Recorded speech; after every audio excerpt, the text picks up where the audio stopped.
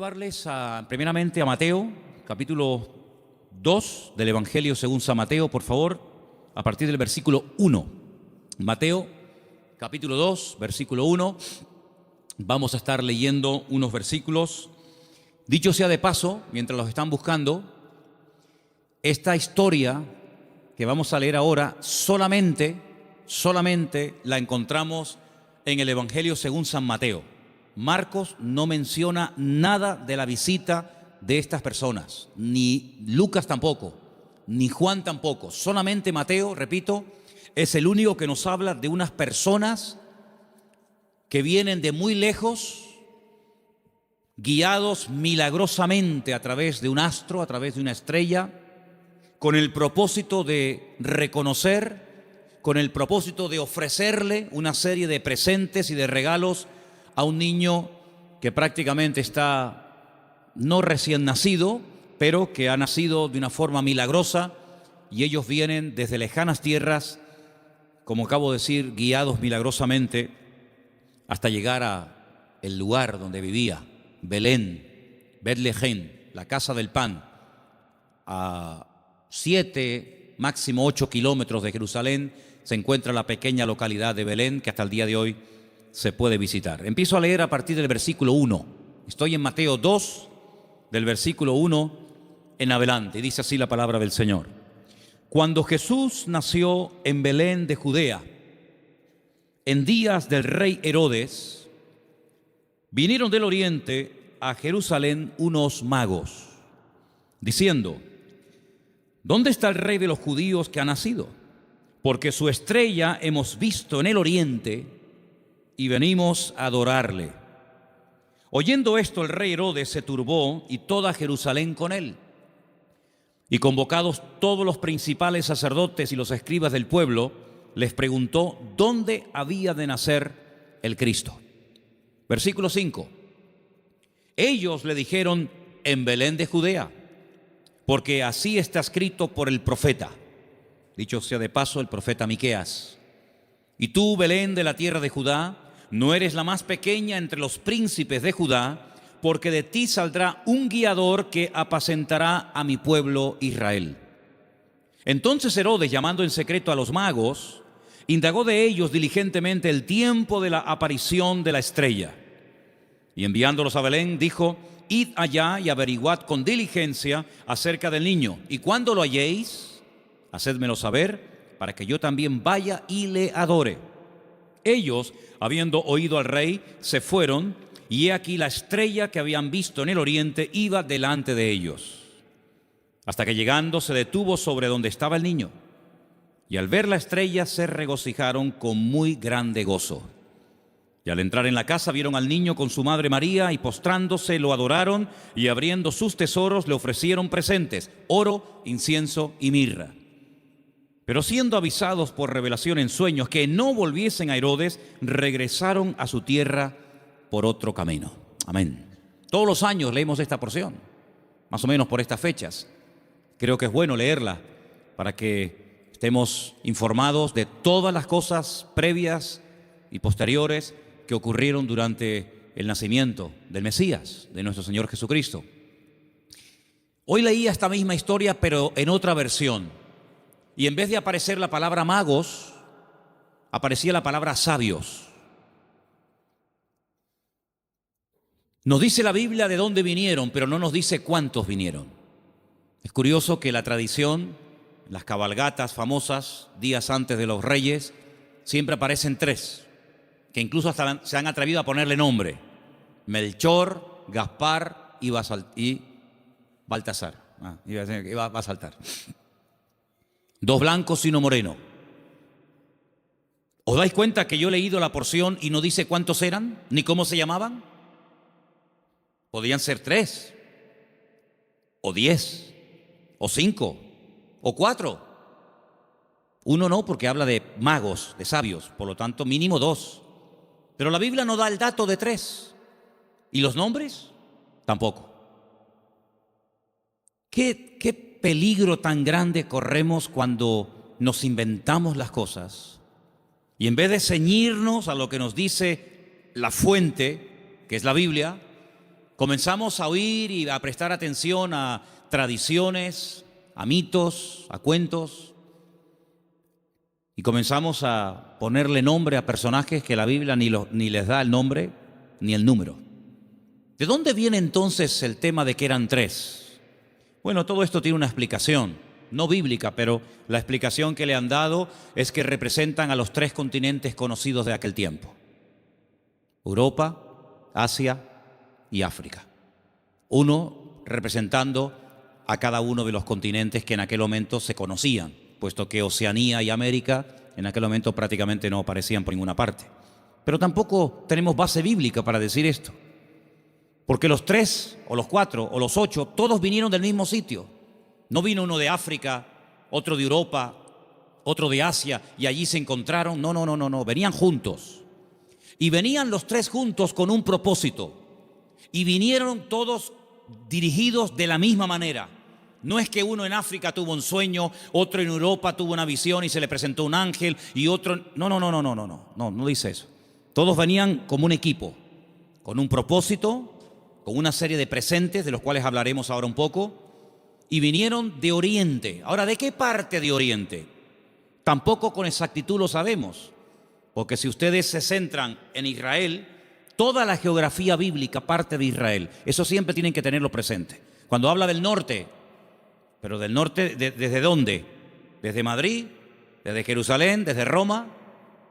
Toda la geografía bíblica siempre parte de Jerusalén. Cuando se habla del norte, pues tienes que coger un mapa, meterte en Israel y decir, ¿qué país queda en el norte? ¿Qué país queda en el sur? Cuando habla del mar grande, ¿de cuál habla? ¿Del Caribe? ¿Del Pacífico? ¿Del Caspio? No, el mar grande es el que está más cerca de Israel, que es el mar Mediterráneo, el Mare Nostrum, que está al oeste. Cuando habla del oriente, pues tienes que mirar desde Israel, no desde donde tú has nacido, porque si no, no encajan las cosas. Desde la geografía bíblica tienes que mirar qué países quedan al este, al oriente, de donde sale el sol. Bueno, hemos escuchado y hemos leído todo tipo de explicaciones, que si eran de la China, algunos dicen que venían de Babilonia, otros dicen que venían del Cáucaso, de tantos lugares, ¿verdad? Venían del este, venían del oriente. Ahora, en aquellos tiempos no era como hoy en día, que cogemos un avión y en unas cuantas horas nos ponemos en la otra parte del mundo. Por muy lejos que quede Chile, por muy lejos que quede Argentina, te montas en un avión en Madrid, en 12, 13 horas llegas a Buenos Aires sin ningún problema. Y has recorrido miles de kilómetros, has cruzado el charco, ¿verdad? Y has llegado casi hasta al extremo de la tierra, a la Patagonia, al fin del mundo. Pero en aquellos tiempos no era tan habitual, no era tan rápido, no era tan fácil el desplazarse de un país a otro. Lo que hoy en día hacemos en unas horas, en aquellos tiempos se tardaba días, semanas, meses y, si me apuras, hasta años. Fíjate, por ejemplo, que cuando hemos ido a Israel, cuando yo les llevo a ustedes a Galilea y les muestro el camino real que aún existe, yo les he dicho, estando allí, que se tarda una semana desde Galilea hasta Nazaret y un poquito más hasta Jerusalén. Una semana, dentro de un país. Ahora, ¿cuánto tardaron estos sabios o estos magos o astrólogos? ¿Cuánto tardaron de Oriente hasta llegar hasta el lugar donde había nacido el Señor? Pues mínimo un año. Mínimo. ¿En qué nos basamos para decir que tardaron como mínimo un año? Cuando uno lee la palabra, uno tiene que prestar atención al contexto, a todo lo que nos cuenta la historia, no solamente a unos cuantos versículos, sino a todo el contexto de la historia, situarnos en el momento de la época y tomar nota de una serie de detalles que nos aportan información que aparentemente no son importantes, pero son muy importantes. La imagen que la mayoría de la gente tiene del nacimiento de Cristo es más o menos así. Encontramos, y por ahí vamos a ver ahora en estos días, si no es que lo han puesto ya, lo que llaman los belenes, los portales, ¿sí? Y van a ver al niño en una cunita, su madre a un lado, el padre a otra, unos ángeles que están allí, los camellos fuera, los magos que entran dentro y se postran delante del niño, detrás una burra, detrás una vaca, ¿sí o no? Esa es la imagen que la gente tiene. Pero eso no es verdad, rotundamente falso. Ya este papa que dimitió, Ratzinger, cuando estaba como papa, no ahora en el paro, cuando estaba como papa, él dijo que eso era mentira, que eso no tiene base ni fundamento bíblico. Allí no estaban todos juntos, el niño, la madre, los animales, los magos, los pastores. Eso es rotundamente falso.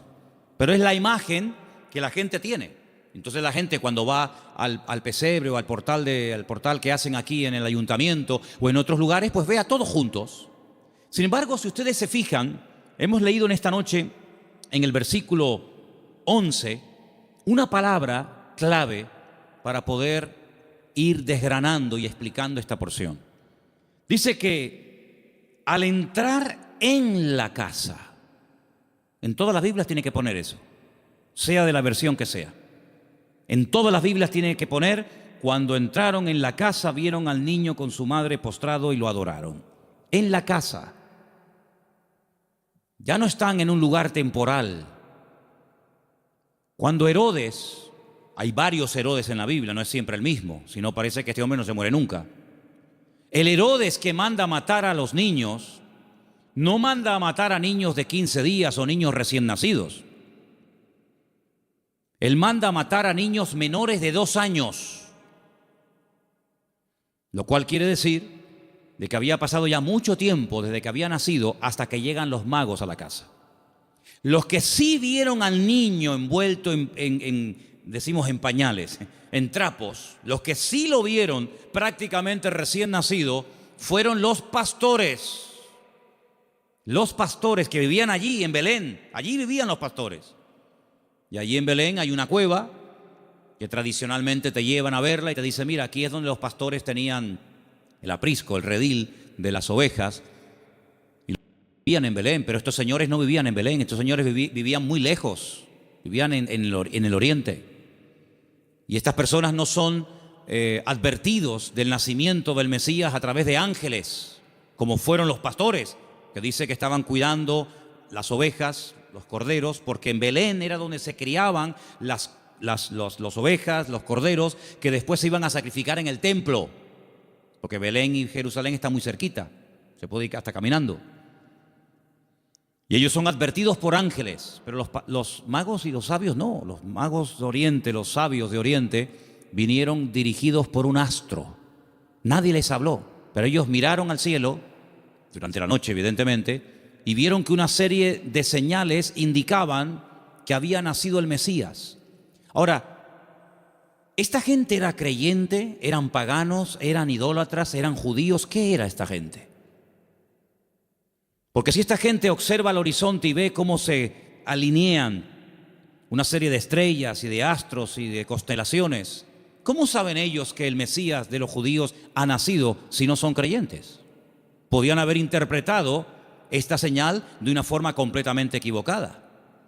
Por ejemplo, en aquellos tiempos era muy común, en los tiempos de la Biblia era muy común que en aquellos sitios de tanta idolatría y de tanta adoración a los astros, al sol, a la luna, a las estrellas, cuando nacía un niño, los sacerdotes de esas religiones sacaban a los niños durante la noche y miraban al cielo. Y ellos interpretaban el momento en el que había nacido el niño, cómo estaba el horizonte, cómo estaban colocadas los astros y las constelaciones, y casi pronosticaban y profetizaban sobre el niño cómo iba a ser. Por ejemplo, hubo un hombre que nació en ese país, en ese lugar de tanta idolatría y de tanta observación a los astros, y fue un señor llamado Taré, que tuvo un hijo llamado Abraham. Y cuando le pusieron el nombre, seguramente interpretaron equivocadamente de los astros que este sería un hombre enaltecido y le marcaron su destino hasta que él huye de esa tierra y el Señor le dice, levanta la mirada a los cielos, cuenta las estrellas, porque lo que te han profetizado no es así. ¿Cuánta gente queda marcada por la visita a un mago, a un astrólogo, a un curandero o a un adivino, y alguien le dijo que su hija o su hijo, su marido o su esposa o tú o no sé quién iba a pasar esto, esto y esto, y esa palabra falsa quedó ahí impregnada, pero como tú la has creído, a esa mentira tú la alimentas y le das fuerza, y el diablo se mueve en la mentira. El diablo se mueve en la ignorancia. Entonces te dice, no, es que tú vas a tener un niño, pero se va a morir a corta edad. Y tú crees en esa palabra y la compartes y no sé, y te agarras a ella y le estás dando ideas al diablo.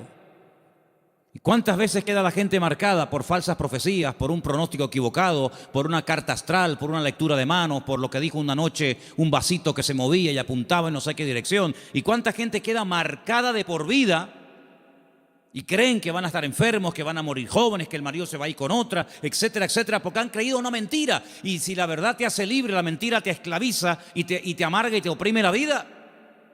Pero estos hombres, cuando miraron ellos creían que aquel Leo y aquellas estrellas, ellos creían que aquello tenía un propósito y una razón. Y ellos no dijeron, ¿será que van a ser un rey en nuestra tierra? ¿Será que va a haber una catástrofe, un tsunami, un terremoto? No, ellos no se equivocaron. Ellos interpretaron correctamente aquello y se ponen en marcha. Y como mínimo, te dije antes que tardaron un año. Y ellos no van yendo por todos los países preguntando, oye, ¿será aquí? ¿Será allí? Como aquellos que aquella noche, cuando oyeron la palabra profética del Señor que dice, uno de vosotros me va a entregar, todos dijeron, seré yo, seré yo, seré yo, seré yo, todos menos uno, que dijo quién es. Los magos, los sabios de Oriente no comenzaron a ir por Europa, por África, diciendo, será por aquí, será por allá. No, esa estrella, su estrella, no una cualquiera, su estrella, esa señal profética marcada en el cielo, indicaba en una dirección. Ellos seguían y llegaron nada más y nada menos que al sitio correcto, al país correcto y al pueblo correcto, Belén de Judea. Y cuando llegan allí, a Herodes, que era el rey que los romanos habían puesto como un títere, le preguntan, ¿dónde está el rey de los judíos? Porque su estrella hemos visto en el oriente y venimos a adorarle. Le están haciendo esta pregunta a un rey. No le están haciendo esta pregunta a un esclavo, no le están haciendo esta pregunta a uno que encuentran por la calle, sino que van al palacio, al Herodión, que aún se puede visitar en Belén, ¿verdad? Y le están preguntando al rey, que supuestamente es el rey de los judíos, ¿dónde está el rey de los judíos? Porque venimos a adorarle. Y ellos reconocen que ese con el que están hablando no es. Claro, por eso dice que se produjo una consternación. La gente comenzó a decir, oye, han venido gente de lejísimos, cargados con unos presentes y unos regalos, una fortuna en oro, en incienso y en mirra, y dice que vienen a adorar al rey de los judíos y dicen que su estrella han visto en el oriente, y estas noticias corrieron hasta Jerusalén y se produjo un tumulto tremendo, porque la gente decía, pero ¿a quién se refieren? Es decir, había nacido el Mesías, profetizado durante siglos y siglos, y nadie se había enterado. Fue como un nacimiento secreto. Nació el Mesías, del cual habló Isaías, Jeremías, Ezequiel y tantos profetas, y nadie se había dado cuenta. ¿No te has parado alguna vez a preguntar que Dios puede hacer muchas cosas hoy en día entre nosotros y no nos hemos dado cuenta de que es el Señor?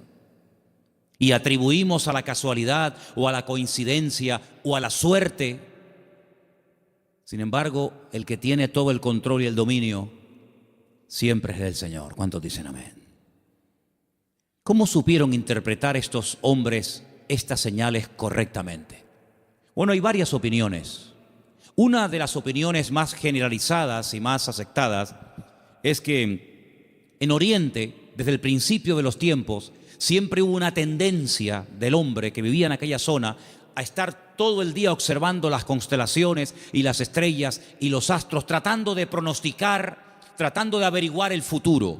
Ahí nació toda la astrología, ahí nació toda la brujería, ahí en la cuna de todo eso es Babilonia, Babel.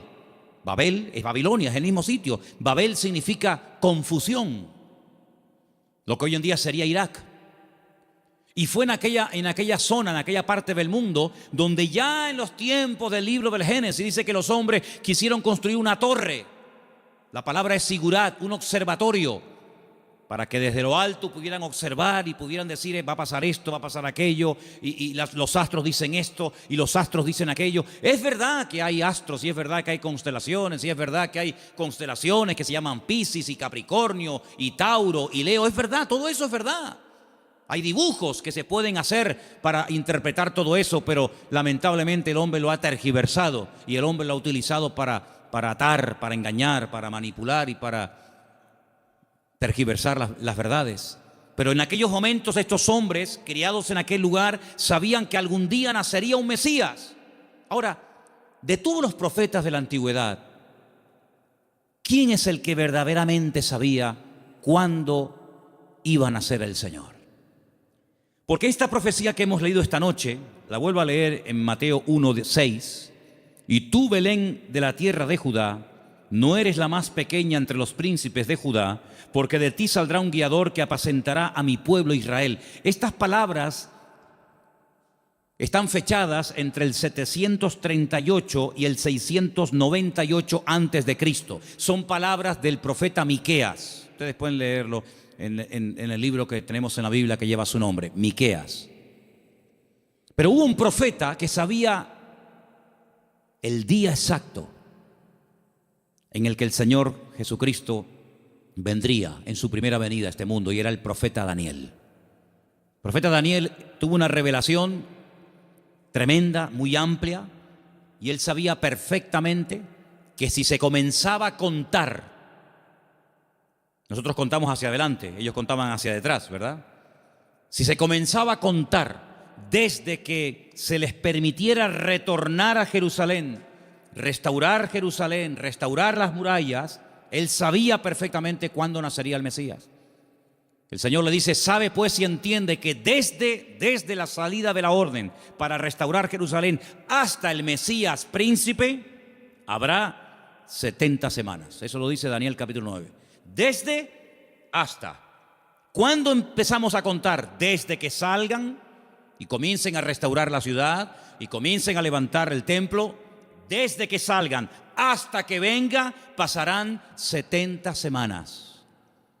Pero claro, como expliqué en su momento, 70 semanas son 490 días. Y no hay 490 días desde que Nehemías, Esdras y Zorobabel reconstruyen la ciudad de Jerusalén hasta Cristo. No hay 490 días, hay muchísimos más.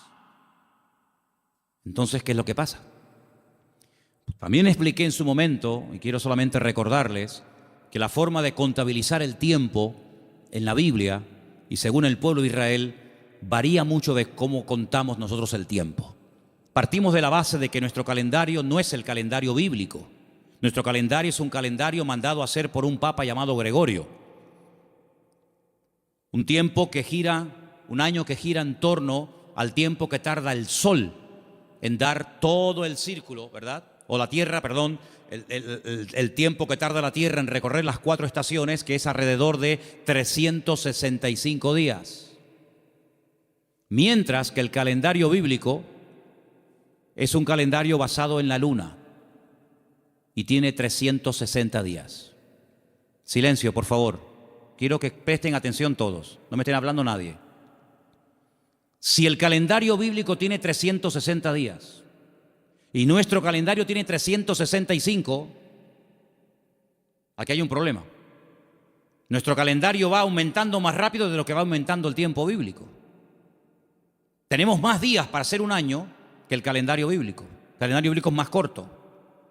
Primer problema. Segundo problema que tenemos. Nosotros contabilizamos el día a partir de las 12:01 de la noche. En la Biblia no se cuenta, estamos hoy a jueves, ¿verdad? ¿Hasta qué momento será jueves? Hasta las 12:01. Hasta las 12 de la noche es jueves. Y a las 12:01 automáticamente ya es viernes. En la Biblia el día empieza con la caída del sol. Cuando se pone el sol y una mujer no tiene luz para enhebrar una aguja y ya se pueden ver tres estrellas en el horizonte y ya no hay luz suficiente para enhebrar una aguja, ahí empieza. Si en este momento en Israel a las 4, 4:15, 4:30 como mucho de la tarde ya es de noche, quiere decir que en Israel a las 4:30 de la noche ya es viernes, mientras que aquí todavía estamos en el día jueves. ¿Se dan cuenta la cantidad de desajustes que se producen? Cuando el hombre se sale de la palabra, cuando el hombre sale de la escritura, es un lío. Por eso después no encaja nada. Por eso muchas personas han intentado poner fechas y tal, y es un desastre, porque no se ciñen a la Escritura. Todas las profecías, todas, absolutamente todas, las de la primera y las de la segunda venida de Cristo, todas están basadas en el calendario bíblico, no en el calendario gregoriano o cristiano, que es el que tenemos nosotros hoy en día. Según el calendario bíblico, estamos en el año 5777. Según nuestro calendario, estamos en el año 2016 después de Cristo. Pero ¿y antes de Cristo no hubo historia? ¿Antes de Cristo no hubo nada? ¿Cómo que 2016? Entonces hay un desfase tremendo, de 5777 a 2016 después de Cristo. Y no contamos lo de antes. Tenemos otra forma de contabilizar, ¿verdad? Porque hay un antes y un después.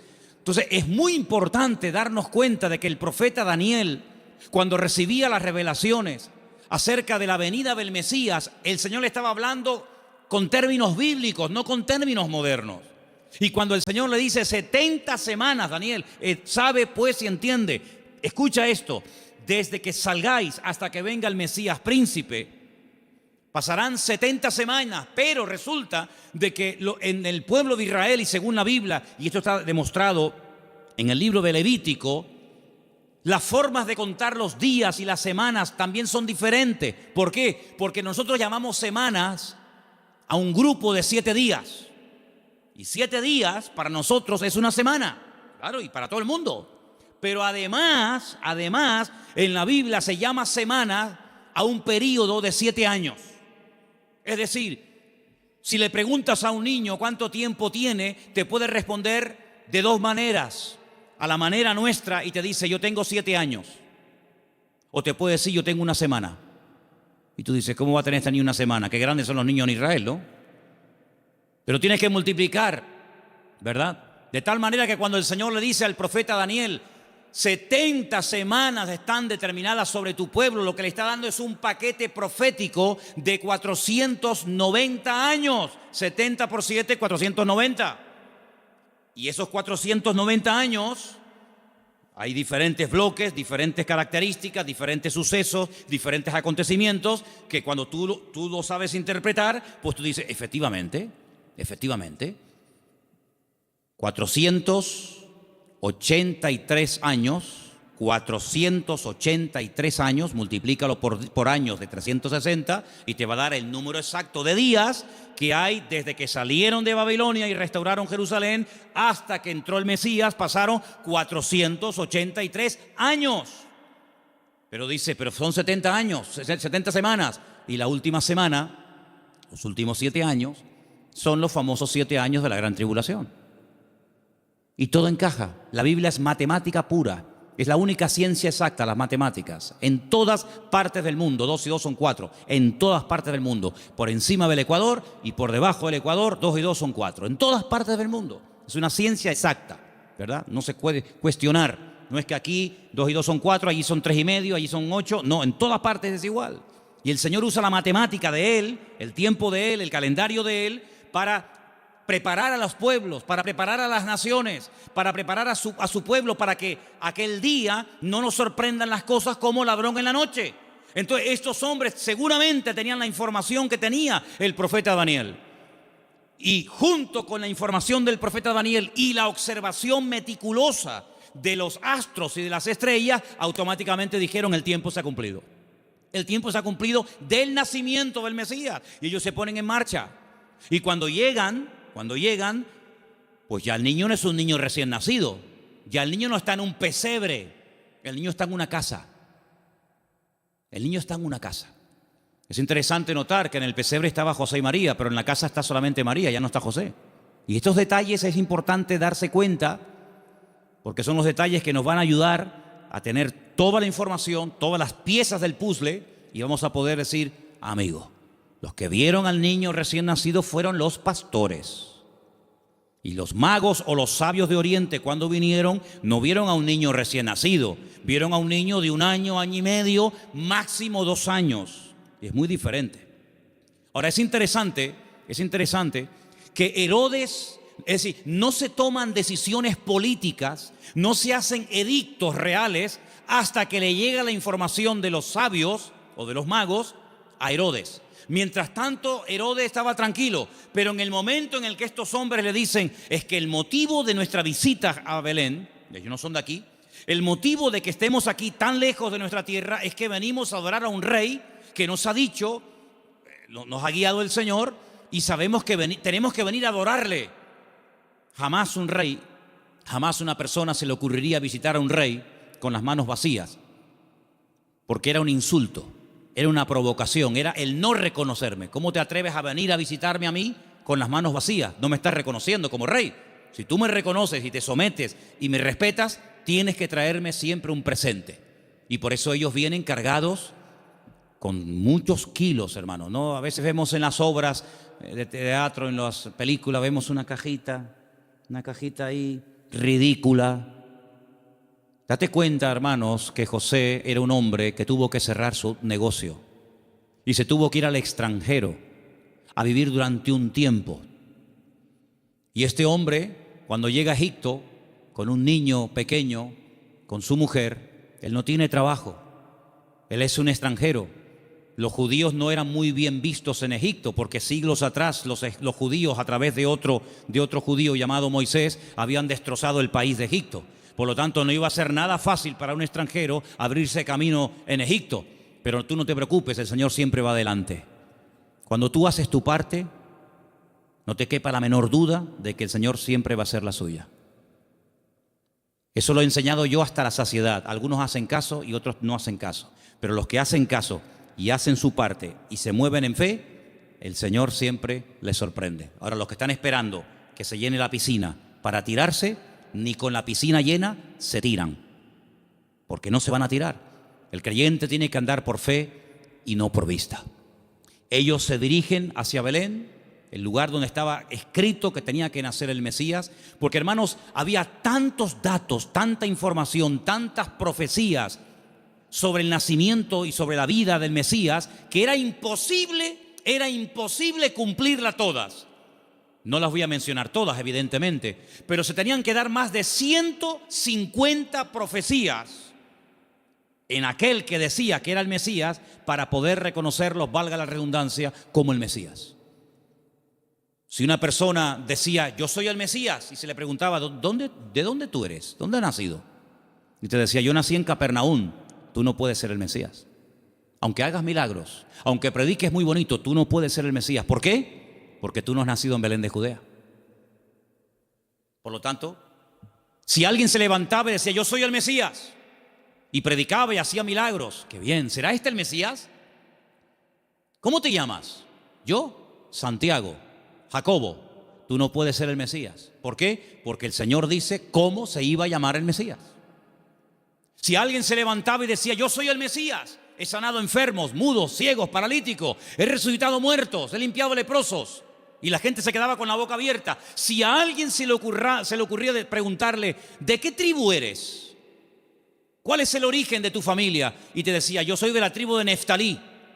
Le podía decir, tú eres un falso Mesías. ¿Por qué? Porque la Biblia profetizaba que tenía que ser de la tribu de Judá.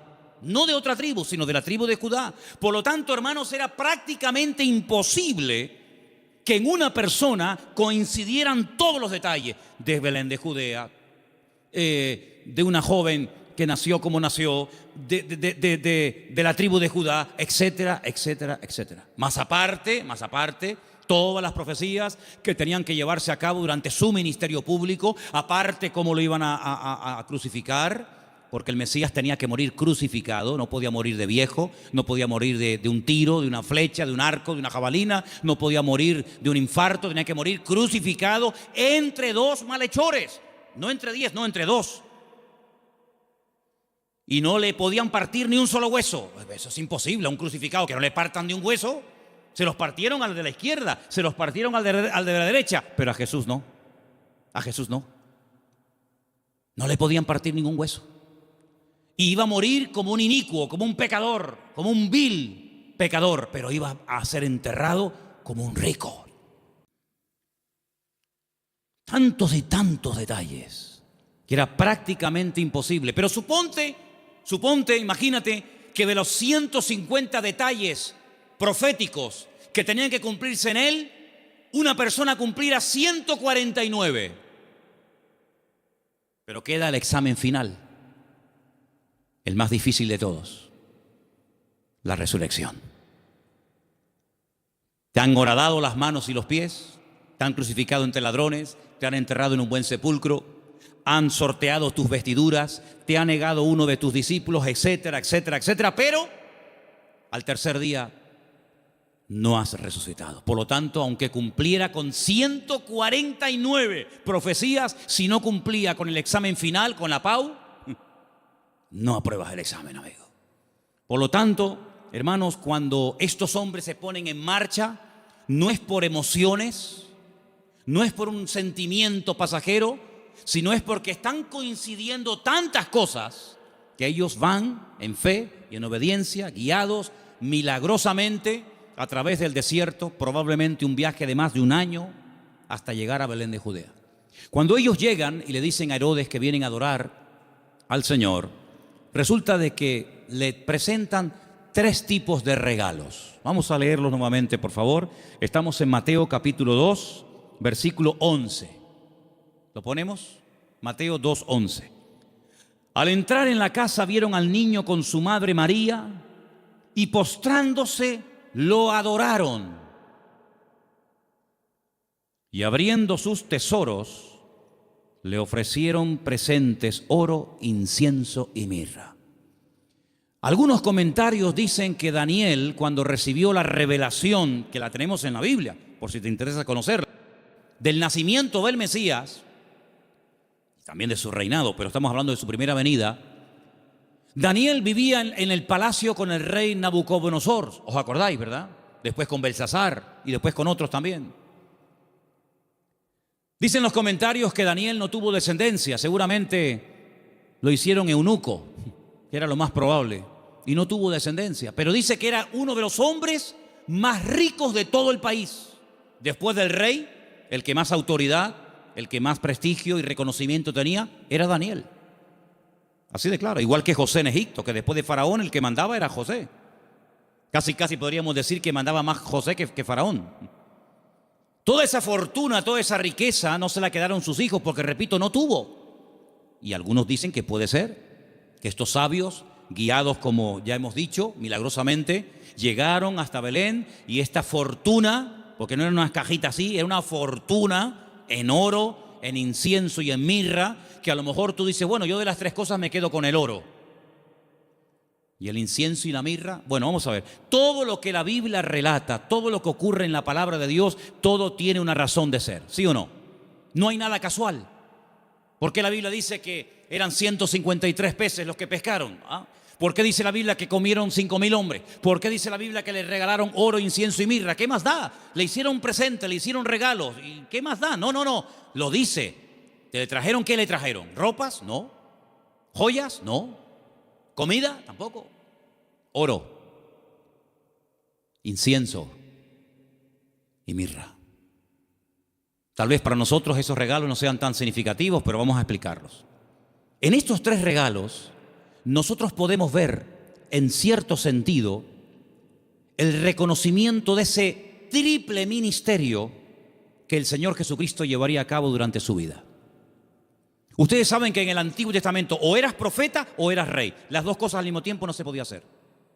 Muy rara vez, por ejemplo, David, a veces profetizaba, pero David no pasó a la historia por ser un profeta, aunque a veces profetizaba.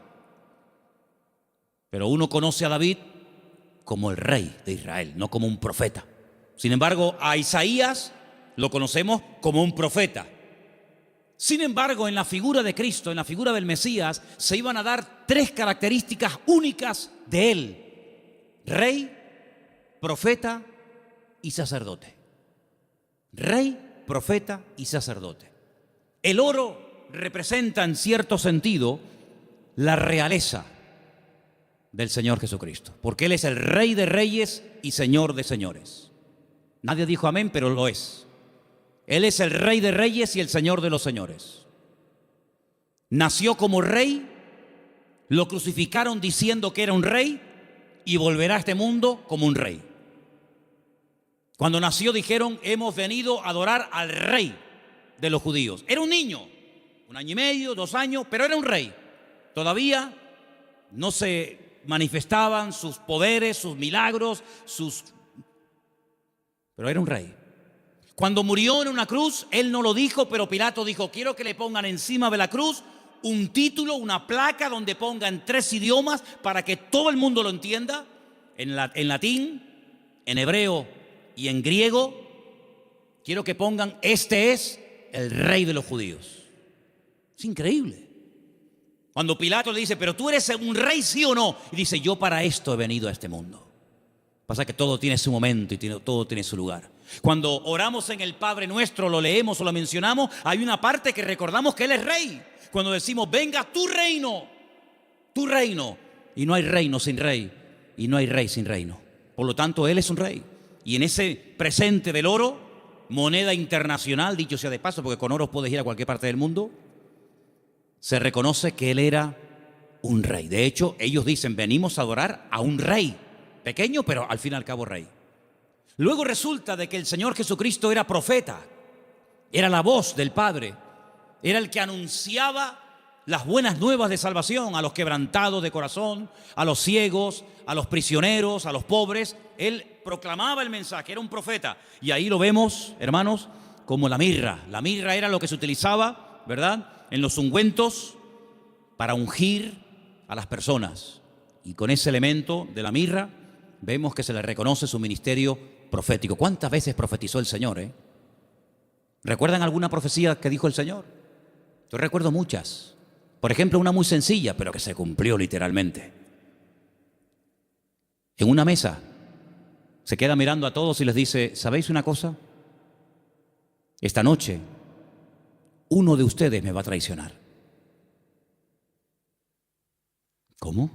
¿Nosotros? Eso no puede ser. Nosotros somos tus discípulos. Lo hemos dejado todo para estar contigo. Pero Él profetizó. Eso es una palabra profética. No se había cumplido. Uno de vosotros me va a traicionar. Uno de vosotros me va a negar. Y se cumplió literalmente. Aunque el que lo iba a hacer dijo, no. Aunque todos te abandonen, yo nunca te abandonaré. Y resulta que el que más habla es el que es. Ay, amigo. Yo recuerdo una profecía que dijo el Señor. Muy larga, por cierto. La tenemos enterita en Mateo 24. En los últimos tiempos se levantará nación contra nación y reino contra reino. Y la maldad se multiplicará. Pero el que persevere hasta el fin será salvo. Estamos viendo cómo la maldad se ha disparado de una forma increíble, hermanos, increíble. Raro es el día que usted no ponga la televisión a la hora de las noticias y no oiga tragedias y tragedias y tragedias y más tragedias. Si no es en Alemania, es en Francia. Si no, en Siria. Si no, en Jordania. Si no, en Grecia. Siempre por todos los lados. Hablábamos de Sodoma y Gomorra, pero ¿cuántas ciudades hoy en día han ganado en maldad a Sodoma y Gomorra? Antes había una Sodoma, antes había una Gomorra, ahora hay miles de Sodomas y de Gomorras, miles. La maldad se va a multiplicar. Falsas doctrinas, falsas enseñanzas, terremotos, pestes. Hermano, ¿cuántas palabras dio el Señor? Una palabra profética que dijo, vete, tu criado ha sido sanado en esta misma hora. Eso es una palabra profética. Estaba allí, pero cuando llega, estaba sanado. Y dice, ¿a qué hora fue sanado? Dice, a tal hora. Dice, a esa hora fue cuando Él me dijo que iba a ser sanado. Profeta fidedigno, siempre anunciando la verdad, palabra de Dios claramente. Y como sacerdote, ahí tenemos representado el incienso que subía continuamente a la presencia de Dios, recuerda el ministerio sacerdotal. Pero algunos de ustedes dirán, pero Cristo no podía ser sacerdote, porque los sacerdotes eran de la tribu de Judá, de la tribu de Leví. Y Jesús, como tú acabas de decir, no era de la tribu de Leví, era de la tribu de Judá. Los de Judá no podían ser sacerdotes. Es verdad, tienes razón. Pero Jesús no es sacerdote según la tribu de Leví, sino Jesús es sacerdote según Melquisedec, rey de Salem. Porque los levitas desaparecieron, pero el sacerdocio de Cristo es constante, permanente y eterno por los siglos de los siglos. Amén. ¿Te das cuenta? Por lo tanto, todo encaja de una forma perfecta. Oro, incienso y mirra. Ahora puedes salir corriendo a Egipto como extranjero, no tienes trabajo, nadie te va a abrir las puertas, pero tú no te preocupes. El hombre te cerrará las puertas, pero Dios que va delante de ti te abrirá todas. ¿Cuántos dicen amén? Esa es la confianza. Y José no cuestionó, José no dijo, bueno, pero esto es una locura, esto es un disparate, ¿y yo cómo voy a cerrar mi negocio y mis herramientas? Y yo me dedico a esto y ahora voy a Egipto, ¿y qué hago yo allí? No hablo el idioma, no me conoce nadie, no tengo clientes. No importa. Cuando el Señor te dirija a hacer algo, no tengas miedo. Dice la Biblia que el que pone su mano en el arado y mira atrás, el surco le sale torcido y no sirve. Pero nosotros no andamos por emociones, por sentimientos. Y lo dije una vez, lo que está claro en la palabra, no busque confirmación. Hay gente, no, es que yo quiero ver lo que Dios me dice, que ya te lo dijo. Tú no tienes que orar para ver si es la voluntad de Dios invitar al domingo al culto al vecino. ¿Qué quieres? ¿Molestar a Gabriel con todo lo ocupado que está para que venga a ti a decirte, sí, vete al vecino a hablarle de mí? Cuando la Biblia dice, id por todo el mundo y predicar el evangelio a toda criatura. Lo escrito no necesita confirmación. Los que siempre buscan confirmación son los que dudan, los que no se terminan de fiar, los cobardes como Gedeón, que ponía una prueba y vamos a poner otra, y vamos a poner otra. ¿Cuántas pruebas queremos? Por lo tanto, hermanos, la visita de esta gente fue algo realmente increíble, algo tremendo. Pero, al mismo tiempo, tengo que decir que Herodes le dio un encargo. Herodes le dijo, bueno, pues díganme dónde está exactamente para que yo después vaya y también le adore juntamente con ustedes. Estaba mintiendo, estaba diciendo mentiras. Nunca fue a adorarlo, al contrario. Vamos a leerlo. Estamos en Mateo capítulo 2. Después que partieron ellos, he aquí un ángel del Señor se le apareció en sueños a José y le dijo, levántate, toma al niño, a su madre, huye a Egipto y permanece allá hasta que yo te lo diga. Porque acontecerá que Herodes buscará al niño para matarlo. ¿Te das cuenta? Para matarlo. Le dijo a los sabios, no, yo quiero adorarle. Pero es mentira, lo quiere matar. Es falso. Y él despertando tomó de noche. Pero si el Señor me ha hablado, cuanto antes ponga la palabra en práctica, mejor. ¿Para qué esperar a mañana? De noche, me levanté. Se levantó de noche. Y dice, tomó al niño y a su madre y se fue a Egipto. Y estuvo allá hasta la muerte de Herodes, para que se cumpliese lo dicho por el Señor por medio del profeta cuando dijo, de Egipto llamé a mi hijo. Entonces Herodes cuando se vio burlado por los magos, se enojó mucho y mandó matar a todos los niños menores de 2 años. Si el niño estaba recién nacido, no tiene ningún sentido promulgar un edicto real para matar a un niño de 1 año, año y medio, 2 años, no tiene sentido. Pero es que ya te vuelvo a repetir, el niño ya hacía mucho tiempo que había nacido. Pasa que los magos habían tardado mucho tiempo en llegar. Entonces dice que mandó a matar a los niños menores de 2 años que había en Belén y en todos los alrededores conforme al tiempo que había inquirido de los magos. Qué curioso que cuando le interesaba tener una información se movía, pero cuando no quería cumplirla se hacía el loco, ¿no? Entonces se cumplió lo que fue dicho por el profeta Jeremías, otra palabra más cumplida. ¿Qué decía la palabra? Voz fue oída en Ramá. Grande lamentación, lloro y gemido. Raquel, que llora a sus hijos y no quiso ser consolada porque perecieron. Pero después de la muerte de Herodes, he aquí un ángel del Señor le apareció en sueños a José en Egipto y le dijo, levántate, toma al niño y a su madre y vete a la tierra de Israel, porque han muerto los que procuran la muerte del niño. ¿Cómo iba a saber José en Egipto sin WhatsApp, sin Facebook, sin ordenador, sin nada? Que ya puedo volver a casa. ¿Cómo lo puedo saber? Toda la información que necesitamos saber la sabe el Señor. Y cuando el Señor te diga, vuelve otra vez, fíate, porque el Señor sabe perfectamente que de la muerte de Herodes ha llegado. Era un hombre que se dejaba, se habla mucho de María, pero la verdad que este hombre era un hombre increíble, un hombre extraordinario. Un hombre obediente, un hombre sumiso, un hombre que no cuestiona, no es un hombre lleno de dudas, sino es un hombre que se deja guiar de una forma tremenda. Ellos, habiendo oído que el rey, estamos en el versículo 21, ¿verdad? Entonces él se levantó, tomó al niño, a su madre y vino a la tierra de Israel. Pero oyendo que Arquelao reinaba en Judea en lugar de Herodes, su padre, tuvo temor de ir allá. Pero avisado por revelación en sueños, se fue a la región de Galilea, bien arriba al norte. Y vino y habitó en la ciudad que se llama Nazaret, para que se cumpliese lo que fue dicho por los profetas, que había de ser llamado Nazareno. Es que todo se cumple, es que no hay ni un detalle que tú digas, oye, es que todo, absolutamente todo, el que se vaya a Quito, el que vuelva, el que justamente se vaya a vivir a Nazaret, el que es que todo, absolutamente todo. Por eso Mateo es tan detallista con estos datos, porque él está intentando convencer a los judíos que van a ser los que van a leer su evangelio. Él está intentando abrirles los ojos y evangelizarlos a través de este evangelio y mostrarles que no era nada casual, sino que todo estaba cumpliéndose literalmente al pie de la letra. Y todo era para que se cumpliera lo dicho por el profeta, para que se cumpliera lo que profetizó el Señor, para que se cumpliera.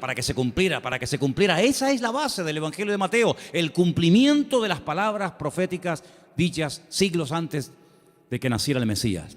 Ahora, si saltamos un momentito, y quiero leerlo rápidamente, en Lucas, capítulo 2, hemos leído Mateo 2, en Lucas capítulo 2, dice en el versículo 8, que había pastores en la misma región que velaban y guardaban las vigilias de la noche sobre su rebaño. Y aquí se les presentó un ángel del Señor, y la gloria del Señor los rodeó de resplandor. Tuvieron gran temor, pero el ángel les dijo: no temáis, porque aquí os doy nuevas de gran gozo, que será para todo el pueblo, que os ha nacido hoy, no ayer, no hace una semana, hoy os ha nacido en la ciudad de David. ¿Cuál es la ciudad de David? Belén. Si David también era de Belén, era de allí. Un Salvador que es Cristo, el Señor. Esto será de señal: hallaréis al niño envuelto en pañales, acostado en un pesebre. Ustedes sí lo van a ver recién nacido. Los magos no lo vieron recién nacido, ¿vale? Repentinamente se apareció con el ángel una multitud de las huestes celestiales que alababan a Dios y decían: gloria a Dios en las alturas y en la tierra paz, buena voluntad para con los hombres. Sucedió que cuando los pastores se fueron de ellos al cielo, los ángeles, no se fueron los pastores al cielo y se quedaron los ángeles, fue al revés. Se dijeron unos a otros: pasemos pues hasta Belén y veamos esto que ha sucedido y que el Señor nos ha manifestado. Vinieron pues apresuradamente y hallaron a María y a José. Cuando llegaron los magos, José no estaba, por lo menos no lo menciona, pero aquí sí. Estaba José, María y el niño acostado en el pesebre. Y al verlo dieron a conocer lo que se les había dicho acerca del niño, y todos los que le oyeron se maravillaron de lo que los pastores decían. Pero María guardaba todas estas cosas, meditándolas en su corazón. Y volvieron los pastores glorificando y alabando a Dios por todas las cosas que habían oído y visto, como se les había dicho.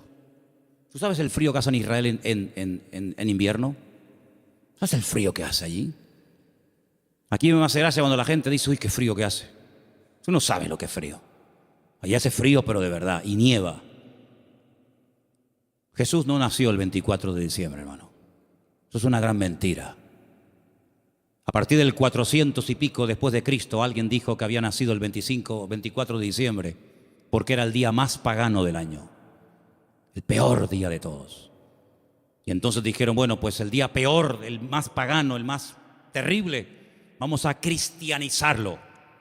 Y vamos a decirle al mundo que el Mesías nació en este día, para que en vez de adorar al sol y en vez de adorar las barbaridades que adoran, adoren al Rey, al Señor Jesús. Y desde ese momento, pues se instituyó pues esa fecha. Pero Jesús no nació en diciembre.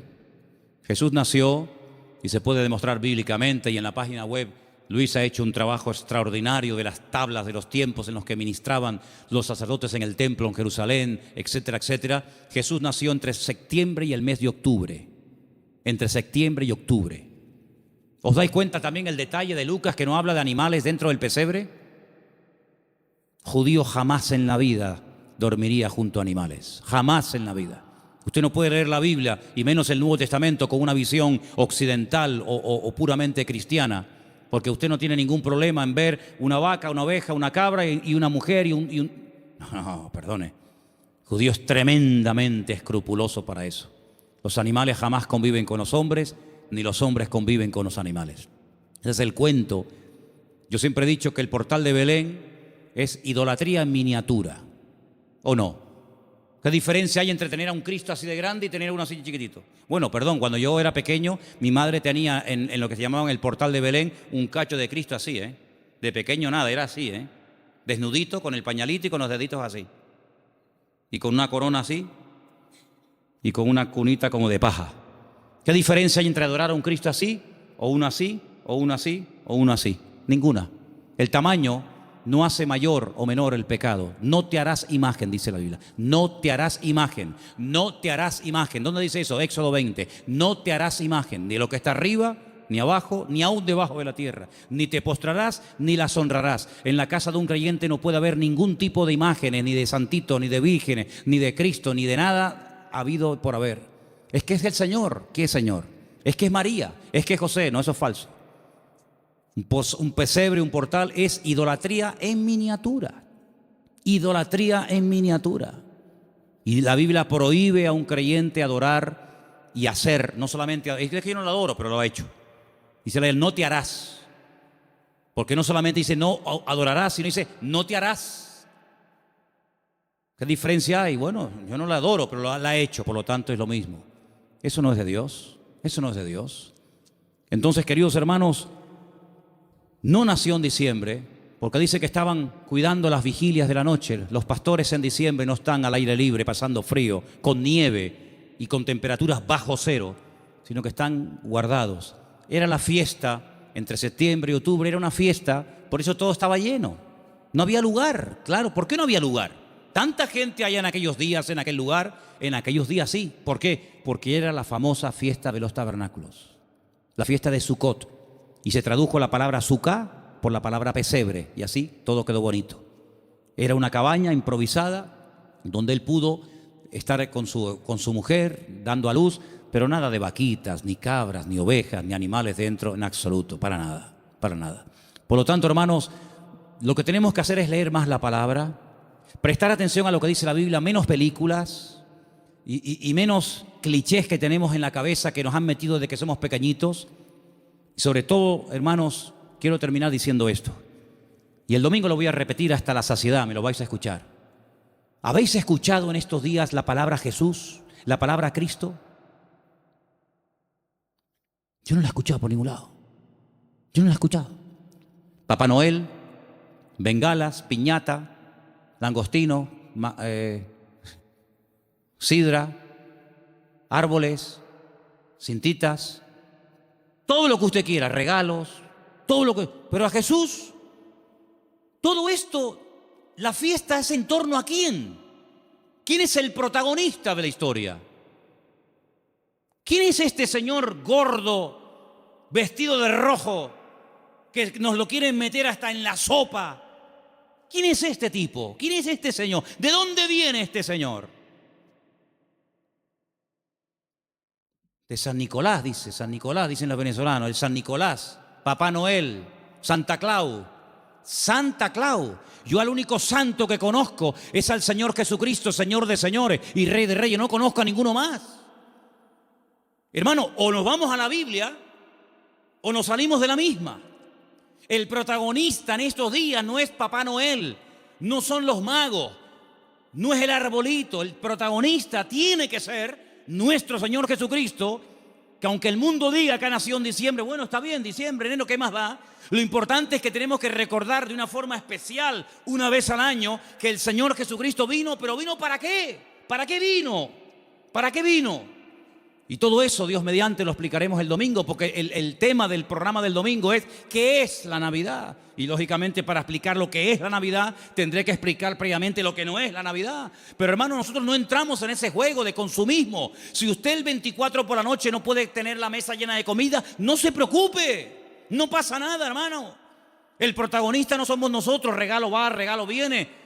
Pero ¿a quién le llevaron los sabios regalos? ¿A quién? ¿A José? ¿A María? ¿A quién fueron a adorar? ¿A quién queremos adorar nosotros, hermano? ¿No lo queremos adorar a Él? ¿Al Señor tu Dios adorarás y a Él solo servirás? Pues todo este tinglado, este negocio y este comercio que ha inventado el hombre, que muchos negocios están esperando que llegue la Navidad para ver si vendo más, para ver si... Hermanos, esto no tiene nada que ver, esto no tiene nada que ver. Nosotros queremos dar testimonio de que el Señor vino a este mundo para morir por nosotros en una cruz y resucitar y perdonar nuestros pecados. Eso es a lo que vino el Señor. Que en cierto sentido, sí, fue un día alegre el día de su nacimiento, pero también fue el principio del fin. en el sentido de que ese niño hermoso y bonito y anunciado por ángeles y profetizado por centenares de profetas ha nacido para morir y morir de una forma terrible, terrible. Y nosotros sabemos todo eso y vamos a decirle al mundo, hermano, amigo, él vino para esto, pero nadie habla de Cristo, ni en la 3, ni en la 5, ni en ningún canal, ni en ninguna radio. Nadie habla del verdadero motivo por el que adornamos la casa, por el que se adornan las ciudades. Nadie habla de Él. Y sin Cristo, ¿la Navidad qué es? Nada. Hay muchos creyentes que se endeudan hasta aquí, en diciembre, y después llegan a enero, y han tirado tanto de la tarjeta de crédito para comprar regalos para el abuelo, para la abuela, para el primo, para el cuñado. ¿Pero qué es esto? ¿Esto qué es? ¿Tú vas a entrar en ese juego? Entonces tú no has entendido nada del Evangelio, amigo. ¿Tú has entendido el Evangelio? ¿Tú eres cristiano de verdad? Pues si has entendido el Evangelio y eres cristiano de verdad, vivamos estos días como el Señor quiere que lo vivamos. Y quiero solamente decir algo. Hace años decidimos en la iglesia no poner árboles. ¿Sabéis por qué? Porque ese día, que después dijeron que Cristo había nacido en ese día, ¿saben cómo se adoraba? Una de las formas como se adoraba a esos dioses demonios en aquella fiesta, cortándole los testículos a personas y animales y colgándolos en árboles, dándoles la vitalidad, lo vil de los machos, colgando bolitas de testículos humanos y de animales en las copas de los árboles. Claro, los tiempos han cambiado, nos hemos civilizado, entre comillas, y no vamos a estar castrando ahora 200 a 300 personas para colgar bolitas en los árboles. Entonces lo que hacemos, ponemos bolitas de plástico, de cartón, de cristal. Pero el fondo de esto, ¿cuál es? ¿Había un árbol de Navidad en donde Cristo nació? Dime, ¿tú entrabas allí y veías el árbol de Navidad? Jamás en la vida. Durante casi 500 años, ningún hermano nuestro que murió quemado en la hoguera y crucificado y devorado por los romanos, jamás por los leones del circo romano, jamás en la vida hicieron las cosas que para nosotros hoy en día son, o para algunos son como normales. Dice la Biblia que no tenemos que entrar en las costumbres paganas del mundo. Y todo esto está cargado de un paganismo y de un comercio tan asqueroso que sí, venderán más. Y venderán por aquí, venderán por allá, pero al que tienen que adorar, no lo están adorando. Y yo en esta fiesta, a quien yo quiero adorar y honrar de una forma especial, tanto aquí como en mi casa, es al Señor. Con regalos o sin regalos, no pasa nada. A mí no me tienen que regalar nada. Yo no necesito que nadie me regale nada. Si tienen que hacer regalos, regálenle. Pregunten qué le hace falta a la iglesia. Pregúntale qué le hace falta a la obra. A mí no me tienen que regalar nada, ¿saben? ¿Qué le hace falta a la obra de Dios? Más sillas, vamos a comprar sillas. Más Biblia, vamos a comprar Biblia. Pintura, lo que haga falta. Vamos a hacer un esfuerzo por la obra de Dios. Pero hermano, no seamos nosotros los protagonistas, porque usted imagínese que yo llego a su casa, usted me invita y su cumpleaños, y yo llego, no le digo nada, le doy un beso al niño, a la madre, al perro, al gato, al canario. Pero bueno, una pregunta, ¿esta fiesta en honor de quién se hace? No, es que es mi madre que cumpleaños. Pues hermano, él no puede pasar desapercibido en estos días. El protagonista en estos días no eres ni tú ni yo. El protagonista tiene que ser el Señor. ¿Estamos de acuerdo? Amén. Pues ora, cierra tus ojos en esta tarde y pídele al Señor que a lo mejor por primera vez, no lo sé, a lo mejor por primera vez este año te vas a plantear de una forma diferente el tema de la Navidad. Por cierto, muchos no saben ni lo que significa Navidad. Usan una palabra y no tienen ni idea lo que están diciendo. ¿Qué significa Navidad? No sé. Pues ya va siendo hora que lo sepas, ¿eh? Con la edad que tienes y con las Navidades que has celebrado y no sabes ni lo que significa la dichosita palabra. Así que hermanos, que en esta noche el Señor pueda ver nuestra disposición y nuestro deseo de adorarlo y de honrarlo a Él. Vamos a decirle a los del bar, a los de la frutería, a los de la universidad, a los vecinos, vamos a decirle, amigos, ustedes saben qué es lo que estamos tratando de celebrar en estos días. Ustedes saben por qué nació Jesús en Belén de Judea. Ustedes saben quién es Jesús. Y ahora se nos va a presentar una oportunidad preciosa. Mira qué puerta abierta nos ha abierto el Señor el día 30 en un lugar que han alquilado para ir a dar testimonio. Gloria a Dios. Ojalá se nos abrieran todos los días estas puertas. Señor, danos sabiduría. En estos días que la gente está como más amable, más abierta, más sensible. Danos la oportunidad y la sabiduría necesaria para poder explicarles qué es lo que estamos tratando de celebrar en estos días. Sabemos, Señor, que tal vez no es el día exacto, no es el mes correcto, pero ¿qué más da, Señor? Hay que predicar a tiempo y fuera de tiempo. Y te pedimos, Señor, que en estos días podamos predicar y repartir Biblias y dar testimonio de ti como nunca, como en todo el año, Señor. Te damos las gracias por este tiempo, que esta palabra en la cual hemos estudiado y meditado en ella nos ayude para tener cada día las ideas más claras, Señor. Gracias te damos por tu palabra y por tu presencia en nuestra vida. En el bendito nombre de Cristo Jesús. Amén.